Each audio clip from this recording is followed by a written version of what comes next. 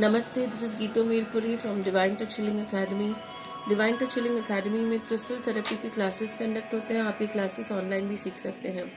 ये वीडियो बन रहा है आपको बताने के लिए कि अगर आप कोल्ड कफ से सफ़र कर रहे हैं और आपको बार बार कोल्ड कफ होता है तो ये ब्यूटीफुल ब्लू कलर का क्रिस्टल आपके थ्रोट चक्र को हील करता है और आपकी इम्यूनिटी को बढ़ाता है, जिससे कोल्ड और कफ आपको नहीं होता है। और ये आपके बात करने के ढंग को भी बहुत पोलाइट बनाता है, आपको बहुत सॉफ्ट स्पोकन बनाता है।